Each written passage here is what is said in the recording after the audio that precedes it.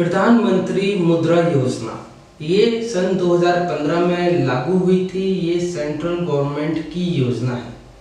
इसको लाने का क्या मकसद है और किस तरीके से हम इसमें अप्लाई करें लोन के लिए, वो मैं आपको इस वीडियो के माध्यम से प्रयास करूंगा कि आपको बता पाऊँ कैसे इसको अप्लाई करते हैं।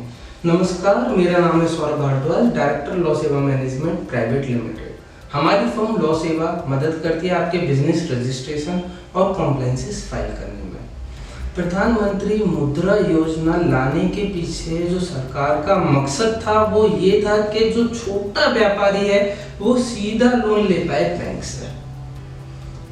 इससे पहले क्या होता था कि 5,000, 10,000 रुपए का या 50,000, लाख, 5 लाख, 10 लाख का अगर छोटा लोन किसी व्यापारी को चाहिए तो वो अपने लोकल साहूकार के पास में जाता था और वहां से वो लोन लेता था। पहली बात तो वो लीगलाइज नहीं, दूसरा वो इतना ज़्यादा चार्ज करते थे कि व्यापारी का जितना रेट ऑफ इंटरेस्ट आ रहा है व्यापार से ज़्यादातर तो उन्हीं को चले जाता था, तो व्यापारी ग्रो नहीं कर पा रहा था। ये एक मेन रीज़न था। तो सरकार ने इसके लिए क्या करा, सरकार ने कहा कि आप सीधे बैंक से लोन लीजिए, हम आपको ज़्यादा से ज़्यादा लोन देने की कोशिश करेंगे और कम से कम डॉक्यूमेंट्स में। साहूकार के पास में भी यही फैसिलिटी है, कम से कम कागज लेता है और जल्दी फास्ट प्रोसेस करता है, बट ब्याज ज़्यादा लेता है। यहाँ बैंक में सेम यही प्रोसेस कर दिया गया कि ऑनलाइन है, पूरा प्रोसेस ऑनलाइन है, कम डॉक्यूमेंट्स की ज़रूरत है, फास्ट प्रोसेस है और सबसे ज़्यादा फ़ायदा जो रेट ऑफ इंटरेस्ट है वो बहुत कम है, बहुत ज़्यादा कम है एज़ कम्पेयर के आप लोकल किसी साहूकार से ब्याज पे पैसा ले रहे हैं। अब इसमें करने वाली बात क्या है कि आप ऑनलाइन में किस तरीके से अप्लाई करेंगे, और ये एमएसएमई या के तहत ये मुद्रा लोन क्या है। मुद्रा लोन को 3 भाग में डिवाइड किया है। पहला है शिशु लोन। शिशु लोन 50,000 रुपये तक का रहता है। दूसरा लोन इसमें है किशोर लोन, किशोर मीडियम वाला, 50,000 से ज़्यादा और 5 लाख रुपए से कम वालों को किशोर मुद्रा लोन दिया जाता है। तीसरा है इसमें तरुण लोन, जो कि 5 लाख से तो ज़्यादा है बट 10 लाख से कम है, तो वो तरुण लोन हो गया। अब आप समझें कि किसी का भी टर्नओवर लगभग, मैं एक एग्जाम्पल के तौर पे समझा रहा हूँ, उसकी क्रेडिट जो पीछे की हिस्ट्री है वो अच्छी है, वो सालाना 5 लाख रुपए तक का टर्नओवर है उसका, मतलब कि जो उसकी सेल है वो 5 लाख रुपए की है और वो अपने 1-2 साल के इनकम टैक्स फाइल कर रहा है, तो आप मान सकते हो उसे 2 लाख रुपए तक का लोन मिल सकता है आराम से। ऑनलाइन प्रोसीजर है, 1 रुपए का भी इसमें चार्ज नहीं है। मुद्रा जो लोन है उसमें कोई भी फीस नहीं है, ऑनलाइन अप्लाई करने की फ्री ऑफ कॉस्ट है, और यही मैं आपको इस वीडियो के आगे बताऊंगा कैसे इसको लाइव करना है। तो सीधे चलते हैं इसके पोर्टल की तरफ और करके दिखाते हैं कि कहाँ आपको जाना है और किस तरीके से आपको इसको फाइल करना है। लोन को अप्लाई करने के लिए आपको यहाँ PSB loan in 59 minutes type करना है गूगल पे जाकर, और इनकी आपको वेबसाइट ओपन होके आ जाएगी।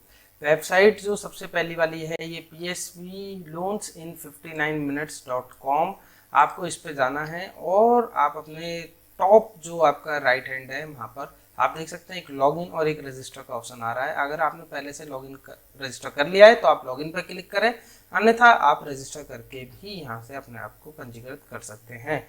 जो बैंक्स इनके साथ में रजिस्टर है ये PSB लोन्स इन 59 मिनट्स, जो कि गवर्नमेंट का पोर्टल है।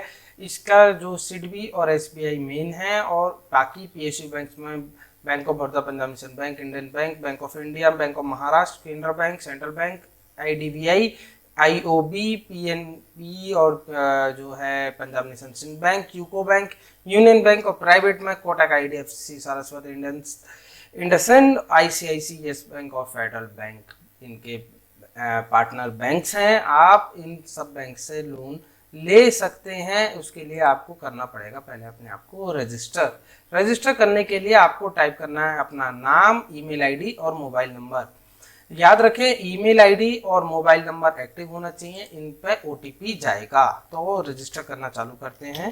यहाँ मैंने अपना नाम डाल दिया और अपनी करंट मेल आईडी मैंने यहाँ पर टाइप कर दी। आपका मोबाइल नंबर आप अपने पास में ही रखें मोबाइल, क्योंकि आप जैसे ही सेंड ओटीपी पर क्लिक करेंगे यहाँ पर आपके पास में ओटीपी आएगा। ओटीपी आते ही आप यहाँ पर ओटीपी डालें और प्रोसीड पर क्लिक करें। प्रोसीड पर क्लिक करने के बाद में किस तरीके की विंडो ओपन होगी वो मैं आपको बताता हूँ। प्रोसीड पर क्लिक करने के बाद में इस तरीके की विंडो ओपन होगी, जहाँ आप अपना पासवर्ड भी रीसेट कर सकते हैं, बट ज़्यादातर ये गेट ओटीपी करके आपके मोबाइल पे जब भी आप इसे लॉगिन करेंगे मोबाइल पे पास ओटीपी आएगा और उसी से आपको लॉगिन करना है। यहाँ आप अपनी लोन्स पे जाएंगे और एक क्रिएट न्यू लोन करेंगे।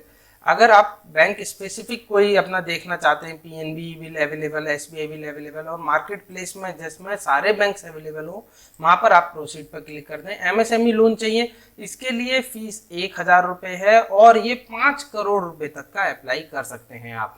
मुद्रा लोन 10 लाख रुपए तक का, जैसे मैंने वीडियो में पहले पार्ट में आपको बता भी दिया है कि ये मैक्सिमम 10 लाख रुपए तक का ही आपको मिल सकता है। तो हम आज मुद्रा लोन पे अप्लाई करेंगे और अगली वीडियो में मैं आपको बताऊंगा कि एमएसएमई लोन के लिए भी कैसे अप्लाई करना है। तो मुद्रा लोन के लिए आपको अप्लाई नाउ पे क्लिक कर देना और यहाँ पर अपना पैन नंबर टाइप करना है। अगर आपके पास में कोई बिजनेस पैन नंबर है तो आप वो भी यहाँ पर टाइप कर सकते हैं। मैंने अपना जो पैन नंबर है वो मैंने अपना टाइप कर दिया है और इसके बाद में मैंने प्रोसीड पे क्लिक किया है। प्रोसीड पे क्लिक करने के बाद में आपको यहाँ दिखाएगा कि अप्लाई फॉर न्यू लोन आप किस में कर रहे हैं, मार्केट प्लेस से हम कर रहे हैं। अगर कोई पीएनबी या एसबीआई से आप स्पेसिफिक लेना चाह रहे हैं तो आप यहाँ पर क्लिक कर सकते हैं। मार्केट प्लेस पे क्लिक करने के बाद में अप्लाई फॉर न्यू लोन पर क्लिक करना है, जो कि है मुद्रा लोन। मुद्रा लोन आप जैसे ही अप्लाई करेंगे तो इस तरीके से एक विंडो ओपन होकर आ जाएगी कि आपके पास में आपकी जो लास्ट इनकम टैक्स की डिटेल्स हैं वो अवेलेबल हैं या नहीं है। अगर हैं तो यस पर क्लिक करें। आपने पिछला जितना भी पेमेंट किया है उसमें कोई डिफ़ॉल्ट नहीं किया है तो आप यहाँ पर यस करें। और अगर आप रजिस्टर एमएसएमई हैं और आप सेलेक्टेड पॉइंट्स के लिए एग्री करते हैं तो आप यहाँ पर यस करें और प्रोसीड पर क्लिक करें। अब ये बोल रहा है कि आपने जो पैन नंबर दिया था उस पर कोई जीएसटी नंबर रजिस्टर नहीं है। उसका क्या रीज़न है कि इसमें ये फर्स्ट ऑप्शन है कि मैं अपना जीएसटी नंबर मेरे पे है, मैं यहाँ पर आपको प्रोवाइड कर दूंगा, या आपका जीएसटी लागू नहीं होता जो आप प्रोडक्ट और सर्विस बेचते हैं। तीसरा, जीएसटी मेरा जो है वो एप्लीकेबल ही नहीं है मेरे स्टेट में।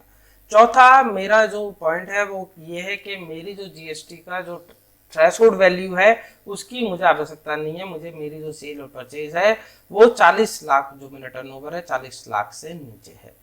या कोई आपको और कोई रीज़न टाइप करना है या कोई और एंटर करना है आपको, और इसके अलावा कोई रीज़न है जिसकी वजह से आप पे जीएसटी नहीं है तो वो आप यहाँ पर मेंशन कर सकते हैं। बट अभी जो हमारी थ्रेशोल्ड वैल्यू है वो 40 लाख से नीचे है, इसलिए हमने जीएसटी नहीं लिया। ये हमने ऑप्शन सेलेक्ट किया है और प्रोसीड पे क्लिक किया।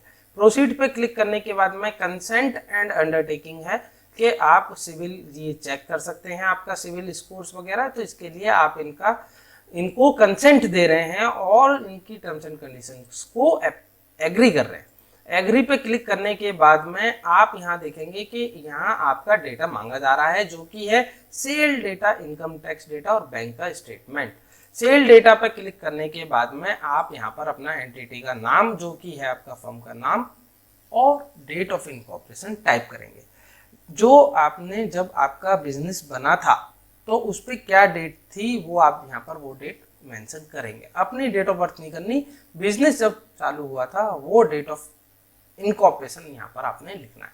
कॉन्स्टिट्यूशन क्या है, आप सोल प्रोप्राइटर हैं या क्या है, वो पैन कार्ड जैसे ही आपने डाला था उससे भी यहाँ ऑटोमेटिक ले लेगा। स्टेट यहाँ पर आपने सेलेक्ट करना है, जैसे फॉर एग्जांपल मैंने उत्तर प्रदेश सेलेक्ट कर लिया। सिटी का नाम गाजियाबाद सेलेक्ट कर लिया, यहाँ से गाजियाबाद सेलेक्ट कर लिया और पैन नंबर यहाँ पर आ ही रहा है और मैं यहाँ पर अपनी फर्म का नाम डाल देता हूँ और डेट ऑफ इनकॉर्पोरेशन भी यहाँ से सेलेक्ट कर लेते हैं।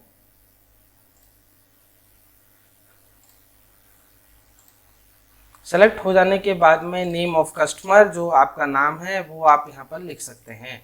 Highest sales to one customer, वो भी आप यहाँ पर लिख सकते हैं। यहाँ आप अमाउंट लिख सकते हैं, किस किस मंथ में कितनी कितनी सेल थी, वो हमने पहले से डेटा यहाँ पर बना रखा है। डेटा टाइप करने के बाद में आपने यहाँ पर लिखना है कि आपकी कितनी कितनी किस किस मंथ में सेल हुई है। सेल आप जितनी एक्चुअल में हुई है उतनी ही यहाँ पर मेंशन करें, ज़्यादा या कम ना मेंशन करें। बिल्कुल एक्चुअल है, ये आपके आगे जाके वेरीफाई भी होंगे, तो इसीलिए सजेशन यही है कि आप इसमें गलती ना करें और अपनी जो सेल है वो प्रॉपर ही यहाँ पर डालें।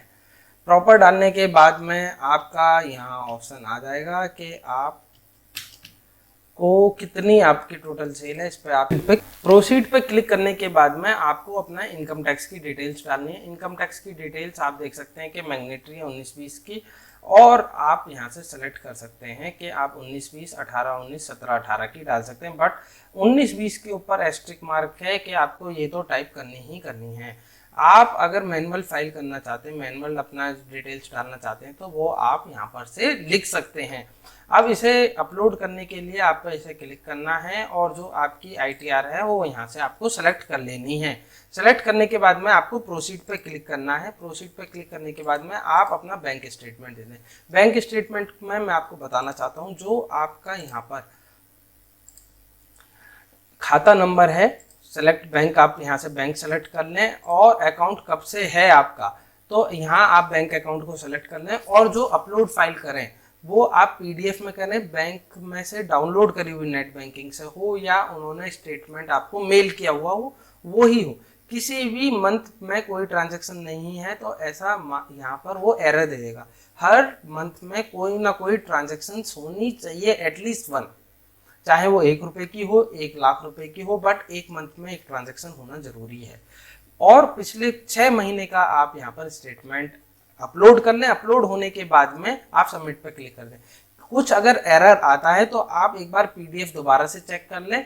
फॉर्मेट आप बैंक से दूसरा ले सकते हैं, बैंक पे 1 या 2 तरीके के फॉर्मेट्स होते हैं, वो आप अपनी ब्रांच में कांटेक्ट कर लें उस चीज़ के लिए, या आप सिंपल अपनी नेट बैंकिंग से डाउनलोड कर सकते हैं। यहाँ पर आप मल्टीपल जैसे एक महीने के 6 बार आप स्टेटमेंट यहाँ अपलोड कर सकते हैं। बिल्कुल इसमें ये नहीं है कि आपने एक ही फाइल अपलोड करनी है, आप मल्टीपल फाइल्स अपलोड कर सकते हैं, मंथली, वीकली, क्वार्टरली, किसी भी तरीके से आप यहाँ पर अपनी फाइल को अपलोड कर सकते हैं। अपलोड करने के बाद में आपने प्रोसीड पर क्लिक करना है और यहाँ पर की पर्सन डिटेल्स या एसोसिएट कंसर्न डिटेल्स और वन फॉर्म पे क्लिक करना है। इस पर करने के बाद में आपका यहाँ पूरा डेटा क्लियर हो जाएगा और यहाँ फिर आपको लास्ट में बैंक सेलेक्ट करने के लिए बोलेगा आप किस बैंक से लोन चाहते हैं।